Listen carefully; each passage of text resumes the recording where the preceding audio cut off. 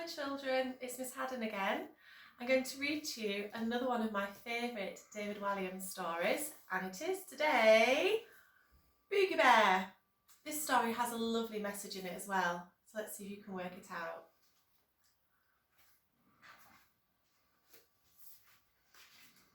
Up at the North Pole, polar bears were swimming, fishing and growling. The biggest, furriest one of all was sunning herself on an iceberg as usual. Lying there out of care in the world, she scooped fish from the sea with her paw and dropped them into her mouth. "This is the life," she sighed as she drifted off to sleep. Zzz. When the polar bear finally woke up, the most awful thing had happened. The animal must have eaten too much for lunch again, because a part of the iceberg she was lying off had snapped and floated away. The polar bear was now miles from home and being hurled around by the angry sea. "Oh dear," she said as she wobbled, surfing a humongous wave. Surely things couldn't get any worse.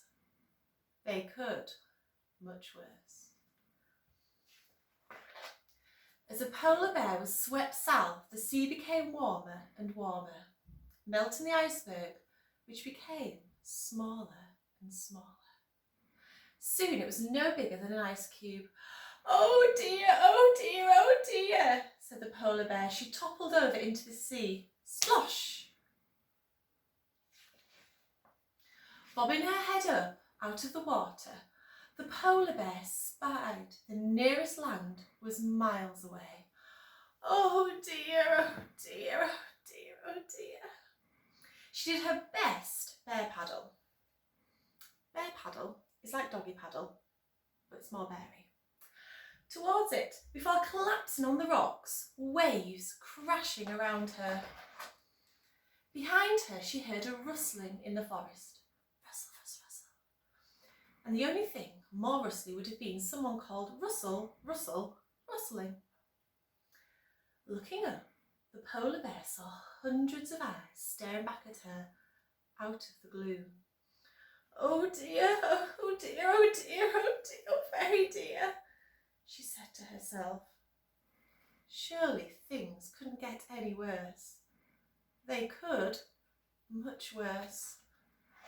"Charge!" came a voice. Before the polar bear knew it, 100 brown, furry creatures were stampeding towards her. "Arr!" they cried like soldiers running into battle. "Get the Boogie monster!" bellowed the littlest one from the back. "What's a Boogie monster?" "That is!" shouted the big one with the floppy ears. "I'm scared," said the one with the biggest, wettest nose. The brown bears had never seen a white bear before. Oh dear, very dear, said the polar bear. She ran away into the forest as fast as she could. Brown bears came from all sides, and soon the white bear had nowhere to run. Ahead of her was the tallest tree in the forest, so she clambered all the way up to the top. It's impossible to clamber all the way to the bottom. The tree swayed under her weight. The white bear clung on desperately as the brown bear circled. Oh dear, extremely dear, she said to herself. "Get the Boogie monster!" shouted the small one, baring his sharp teeth. "Can anyone else do it? It's scary," whined the one with the biggest, wettest nose. "I'm not scary," shouted the polar bear. "Yes, you are," said the little one. "Your fur is a funny colour." "Well, I think your fur is a funny colour." That enraged him. "Get up there," he ordered. "I'm scared of heights," replied the one with the biggest, wettest nose. The smallest one huffed and picked up a stick as big as he was. He hurled it at the polar bear. "Take that, Boogie monster!" Whoosh! "Ouch!" cried out the polar bear. She lost her grip and slid down the tree at speed. "Oh dear, oh dear, oh dear, oh dear," she muttered to herself as her big furry bottom hit each branch on the way down, until she hit a big bendy branch, which bounced her right back up to the top of the tree. Surely things couldn't get any worse. They could, much worse. As the polar bear was so heavy, the tree buckled to one side. The pack of brown bears reached up with their paws and grabbed at the trunk. "Get the Boogie Monster!" ordered the little one. The brown bears lost their grip on the trunk and the tree twanged back up. Twang! "Oh dear!" screamed the polar bear as she soared through the air. "It's a flying Boogie Monster!"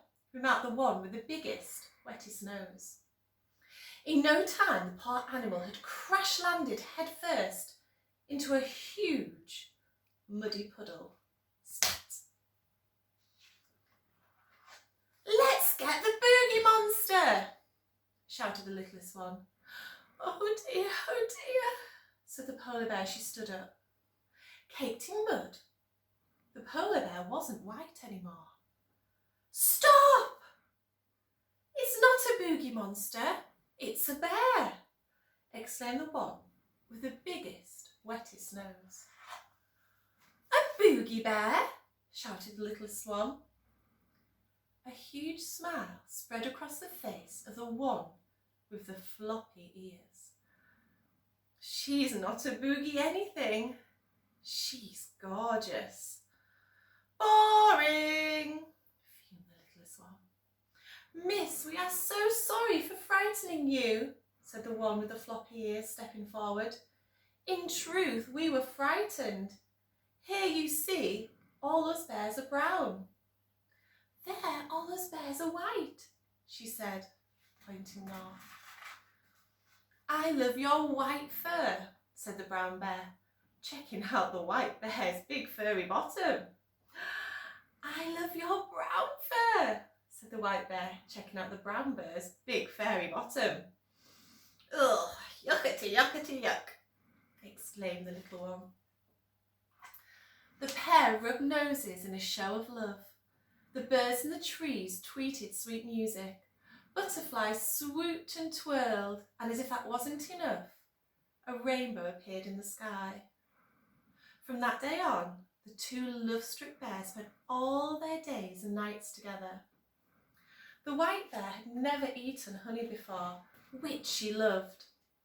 The brown bear had never eaten walrus before, which he pretended to love. The pair hibernated for the winter, cuddled up together in a hollowed-out tree.